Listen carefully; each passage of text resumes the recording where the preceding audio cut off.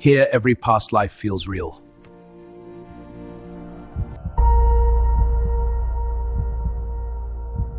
Did she move on without me? Most people outside this part of the world hear about war through headlines.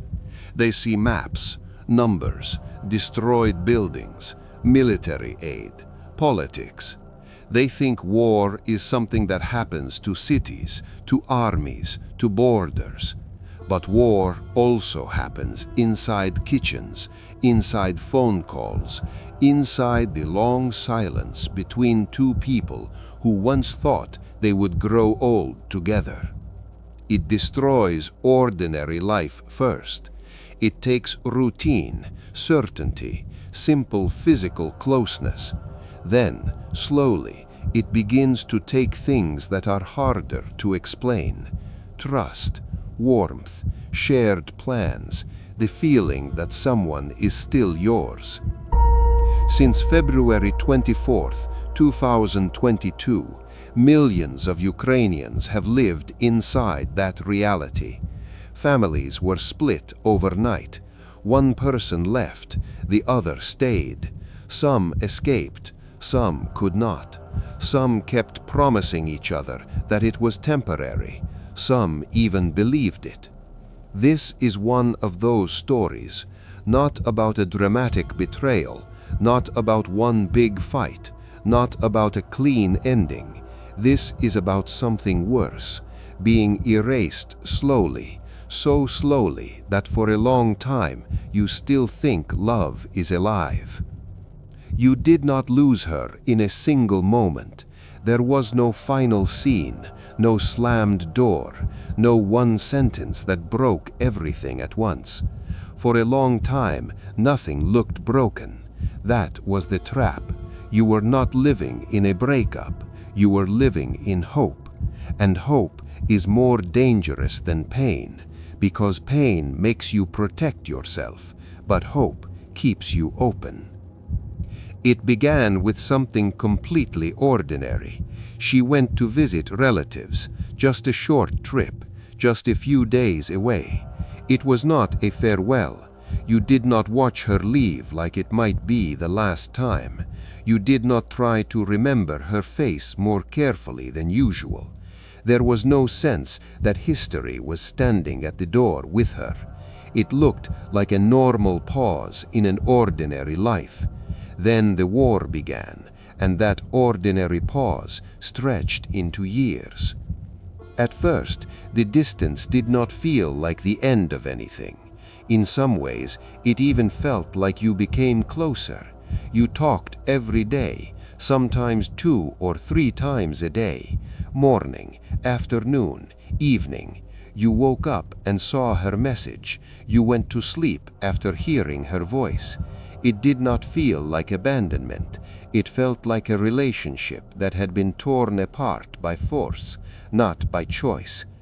You told her about the city, about fear, about anxiety, about how people learn to live inside the abnormal until it starts to feel ordinary.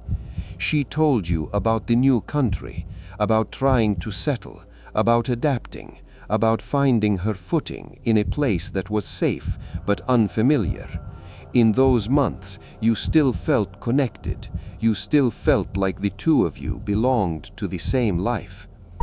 More importantly, you had plans, not vague emotional talk just to keep each other calm. Real plans, concrete ones, how you would get out, where you could go, who might help, how much money was needed, what had to happen first, what your first months together would look like if it worked.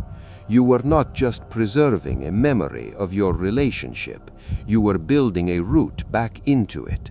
That was the difference. You did not feel like a man who had been left. You felt like a man who simply had not reached his life yet. When leaving the country became a serious subject, she was the one who pushed it forward.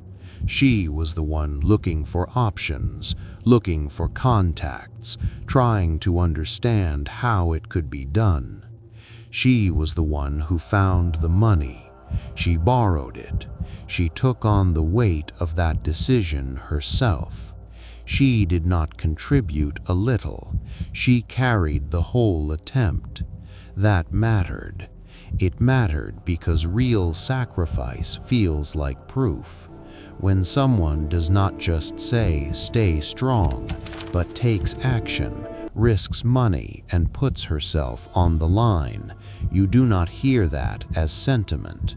You hear it as confirmation. You hear it as evidence that there is still a shared future, that you are still moving in the same direction, that this is not just emotional residue from the past. As long as she was driving that plan forward, it felt impossible that the story would end with coldness. But while all of that was happening, you were also living inside a completely different reality. War was not a topic in the background, it was the air. You were in a country where mobilization was real, where a man could feel less like a citizen and more like a body waiting to be used. You lived with the understanding that the state could reach into your life without explanation and decide where your body belonged. That changes the meaning of everything. Leaving was not comfort, it was not travel, it was not reinvention, it was survival. Then the plan collapsed. You were cheated. The money disappeared. The people involved vanished. The route that looked almost real turned out to be trash. That was not just a failed logistical attempt. It was a direct blow to the one structure holding your mind together. While there was still a route, even an uncertain one, you had direction, you had movement. Once it collapsed, you were left in the same place as before, only now with less money, less faith, and a heavier understanding of how trapped you really were. And still, even then, the relationship did not die. That part matters. It did not fall apart in 2022. It did not fall apart right after the war started. It did not even fall apart right after the failed attempt to leave. For a long time after that, your communication still felt alive. Not perfect, not easy, but alive. You still talked. There was still warmth, still interest, still some kind of emotional movement between you. Tired, strained, worn down by reality, but not dead. That is exactly why what happened later hit so hard. If it had all collapsed immediately, you could have called it loss, but this was different. This was erosion. For too long, the connection still seemed real enough to rely on. You lived not with the feeling that you had been abandoned, but with the feeling that you were both under pressure and still holding on. That state is dangerous. It makes a person keep investing long after the structure has already started to fail. Somewhere after the middle of spring 2025, things began to shift. Not with a dramatic change, not in a way you could point to and say, "There, that day." It started with small things. She wrote less often first, then she answered more slowly. Then the conversations became shorter, thinner, drier. Not dead, but no longer fully alive either. Before, you could talk for hours and move naturally between fear, plans, memory, practical problems, jokes, and silence. Now there was a kind of dryness in the air. Not hostility, not open rejection, just dryness. You did not want to name it, because for too long it had all been real. You kept explaining it away. She was tired. Her life was difficult. She had her own pressure, her own adaptation, her own burdens. Some of that was probably true. But another feeling started growing alongside those explanations, and it was uglier. It felt like you were no longer a full part of her life. You had become a leftover, a branch from an older life that no longer fit into the new one. Not something she wanted to destroy exactly, but something she was tired of carrying. That is what made it so painful. She could still help, still answer, still remain in contact, but the feeling inside had changed. Less warmth, more obligation. Less closeness, more residue. And residue is sometimes harder to bear than absence, because absence is at least honest. Residue keeps a person trapped in an in-between state, not together, but not fully released, not loved, but not completely dismissed. You begin to feel like a tolerated reminder of another era. Then the hardest thoughts started appearing. Maybe, deep down, she was simply waiting for you to disappear on your own, not necessarily in some dramatic sense, just somehow vanish from the problem. Break, give up, be taken by the war, fall out of the picture. When a man lives under war, under mobilization, under the pressure of a system that can take his body from him, those thoughts do not sound theatrical, they sound plausible. That is what makes them poisonous. By then, communication had started to tear. A message one day, then silence. A reply later, then several days, then a week. You wrote first more and more often.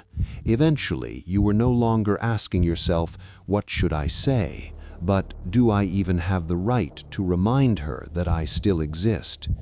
That is humiliation in a very specific form. Not public humiliation, not loud humiliation, the kind that happens quietly between a man and his own phone. And that is how you finally understood the truth. She became a stranger before she said it aloud. The real break happened when her voice lost involvement, when you could still hear the same person, but could no longer feel that you mattered to her as a living human being, not as a duty, not as a problem, not as a remaining thread from the past. That is what real distance is, not scandal, not betrayal in the semantic sense. The gradual disappearance of your place inside another person's inner world. When the final conversation came, there was very little left to save. You asked because silence had become unbearable, and she said what had already been standing between you for a long time. She was living her life, and you were not in it. The sentence did not hurt because it was new, it hurt because it was final. Everything that had been hanging in pauses, in short replies, in delayed messages, in the strange coldness of recent months, suddenly became words. The hardest part was not only that she was gone, the hardest part was realizing how long you had continued living inside a future that no longer existed. From February 2022 to the middle of spring 2025, what you had was real. That's important. It was not a fantasy from the beginning. You were not lying to yourself in the early years.